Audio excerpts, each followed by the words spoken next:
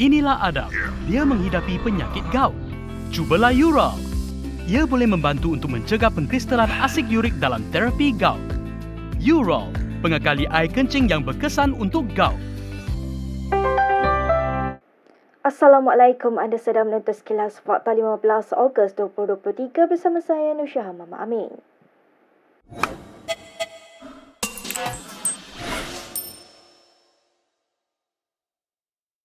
Presiden Bersatu Muhyiddin Yassin berjaya dalam permohonannya untuk membatalkan 4 pertuduhan salah guna kuasa RM232.5 juta yang dikaitkan dengan program Jana Wibawa. Hakim Mahkamah Tinggi Kuala Lumpur Muhammad Jamil Hussein membuat keputusan berkenaan selepas membenarkan permohonan Muhyiddin untuk membatalkan tuduhan berkenaan. Muhammad Jamil memutuskan bahawa pertuduhan ke atas bekas Perdana Menteri itu adalah cacat, tidak berasas dan kabur serta tidak selaras dengan kanun tata cara jenayah. Katanya pertuduhan itu tidak mendedahkan butir-butir yang mencukupi mengenai kesalahan yang didakwa mengikut Akta SPRM 2009.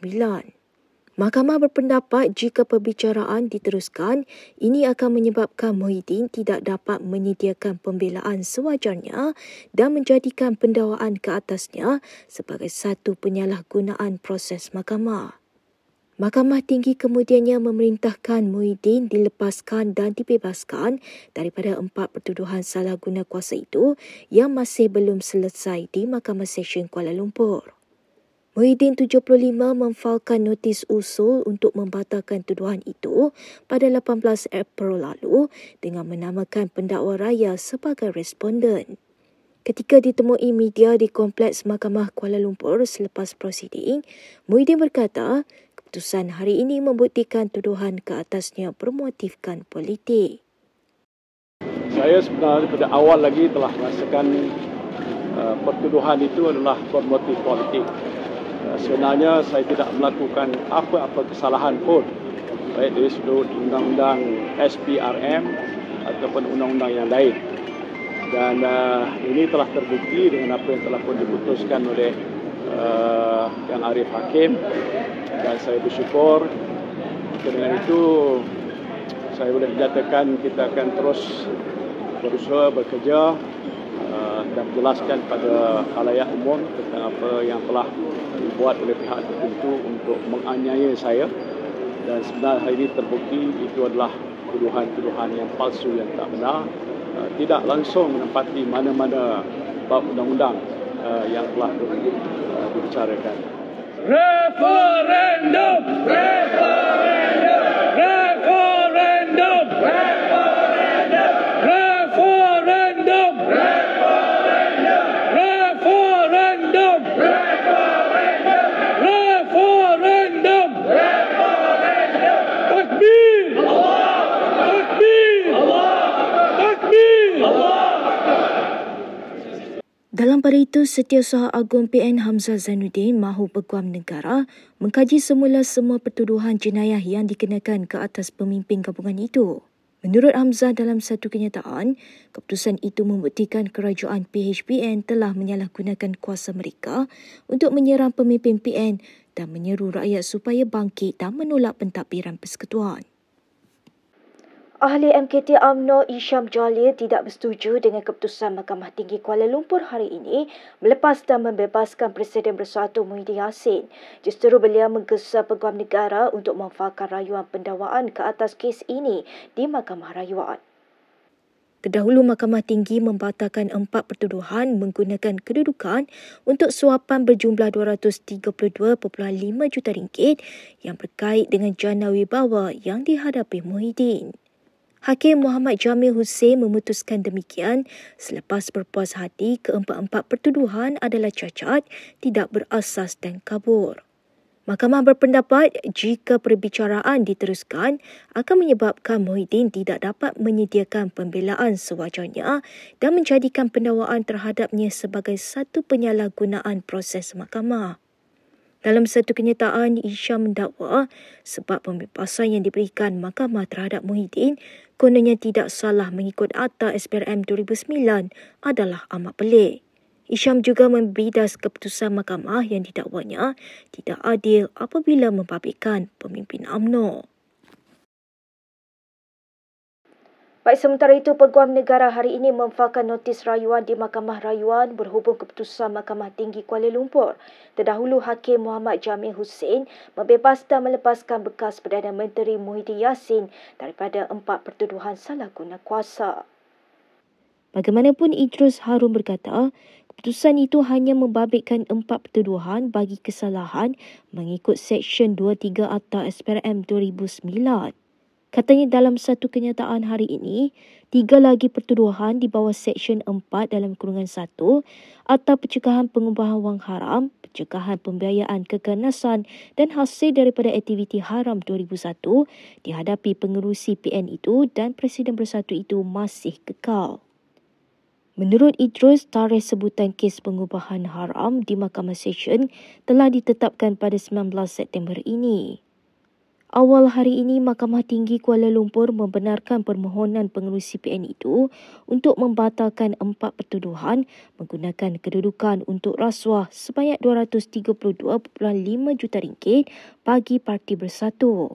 Hakim mahkamah itu berpuas hati keempat-empat pertuduhan adalah cacat, tidak berasas dan kabur kerana tidak mendedahkan butiran kesalahan iaitu suapan bagi sekutunya Bersatu. Kita sering mengalami masalah kekurangan nutrisi penting dalam badan. Chisure, minuman pertama produk buatan Malaysia yang bernutrisi lengkap dan berasaskan tumbuhan, meningkatkan sistem imunisasi dan meningkatkan daya serta kekuatan tubuh badan. Baik, kita ke berita seterusnya. Di sebalik desakan dan asakan yang semakin lantang mendesak dirinya berundur, Presiden UMNO Ahmad Zahid Hamidi berikrar untuk bergerak ke hadapan. Beliau berikrar untuk melakukan lebih banyak untuk membantu parti itu mengembalikan semula keyakinan rakyat. Mengaku bertanggungjawab sepenuhnya atas apa yang terjadi, beliau bagaimanapun tidak membuat sebarang kenyataan mahu berundur diri atau tidak menerusi laporan The Star hari ini. Ujarnya ini bukan kali pertama seseorang Presiden UMNO digesa untuk berundur. Selain itu, tambah Ahmad Zahid, kebertanggungjawaban terhadap prestasi parti yang lemah sewaktu pilihan raya negeri bukan hanya terletak di bahu beliau semata-mata tetapi juga kepimpinan UMNO yang lain. Zahid merujuk kenyataan naib Presiden UMNO Johari Abdul Ghani yang pada Ahad lalu berkata semua pemimpin UMNO mesti bertanggungjawab terhadap keputusan memalukan parti itu pada 6 pilihan raya negeri Sabtu yang lalu. UMNO menerusi Barisan Nasional memperlihatkan keputusan yang teruk dalam pilihan raya di 6 negeri pada Sabtu lalu apabila ia hanya memenangi 19 daripada 108 kerusi yang ditandinginya. UMNO juga kehilangan semua kerusi yang ditandinginya di Terengganu dan Kedah dan hanya menang 2 di Pulau Pinang dan Selangor serta 1 di Kelantan walaupun mengekalkan rekod yang baik di Negeri Sembilan dengan 14 kerusi. Baik, Setiausaha Agung DAP Anthony Loke tidak akan mencampuri urusan parti lain terutamanya rakan gabungannya. Beliau berkata demikian ketika diminta mengulas desakan agar Presiden UMNO Ahmad Zahid Hamidi berundur daripada UMNO. Itu kita tak ada komen sebab itu kita tak mencampuri urusan parti lain. Terutamanya parti komponen lain dalam kerajaan perpaduan itu adalah hal dalaman masing-masing. Itu bagi kita tidak melibatkan kita dan kita tidak mencampuri urusan parti lain. Baik, dalam pada itu, naib pengerusi DAP Ngah Koming menyifatkan kerjasama parti itu dengan UMNO sudah berada dalam landasan betul. Malah katanya ini dapat dibuktikan dengan kemenangan besar PHBN pada PRN Negeri Sembilan Sabtu lalu. Kerjasama UMNO dan DAP sudah berada di atas landasan yang betul kerana kita lihat di Negeri Sembilan. Kerjasama DAP dan UMNO telah membuahkan hasil sehingga UMNO hampir mencatat kemenangan di setiap kerusi yang ditandingi dengan sokongan antara DAP dan UMNO. This is a new beginning and of course it's a good beginning. We have to look things at the positive side, bukan sentiasa ambil daripada persepsi yang negatif. Polis akan memanggil Menteri Besar Kedah Muhammad Sanusi Maknur untuk diambil keterangan. Ini susulan Sanusi didakwa menayangkan kertas undinya kepada petugas media pada PRN Sabtu lalu. Bagilah peluang polis siasat dulu ambil statement apa semua. Kita tersiasat. Sebab ada lawyer yang viralkan kata sebenarnya tak ada kesalahan undang-undang. Tak apalah, kita menyiasat. Bila ada report kita menyiasat. Bagi menuduh atau tidak menuduh bukan di pihak kita, di pihak AGC, Peguam Negara. Di Peguam Negara. Dan kita juga mempunyai cadangan-cadangan bila kita hantar kepada Peguam Negara dengan melihat semua keterangan-keterangan yang ada dan seksyen yang bersesuaian. Pada 12 Ogos lepas, Muhammad Sanusi mendakwa beliau tidak berniat untuk mempamerkan kertas undinya kepada pihak media ketika mengundi pada PRN. Sebaliknya, beliau dilaporkan berkata kertas undi itu terdedah secara tidak sengaja ketika melayani permintaan pihak media untuk mengambil gambarnya. Sementara itu, Ketua Polis Negara mengesahkan telah menerima permohonan lisan daripada SPRM untuk mengenakan notis merah berkaitan kes melibatkan menantu kepada Muhyiddin Yassin. Red notice ini akan sampai juga kepada kita insyaAllah. Kalau ada oleh SPRM, walau bagaimanapun kita memang bekerjasama dengan dia. Sekiranya kita ada maklumat, kita akan maklumkan kepada pihak SPRM. Tapi setakat ni dah terima untuk tindakan. Setakat ni dah terima permohonan secara global.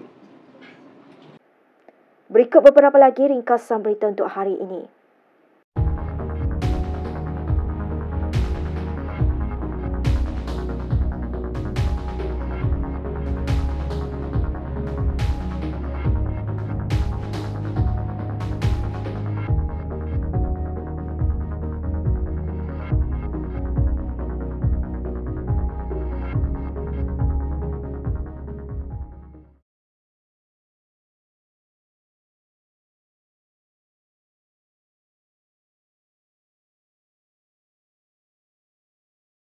Sekian sahaja daripada saya, Nur Syaha Mama Amin untuk Sekilas Fakta. Untuk lebih banyak berita, anda boleh melayari kinitv.com. Anda juga boleh mengikuti kami di Instagram, Twitter, YouTube dan Facebook. Salam hormat dan jumpa lagi.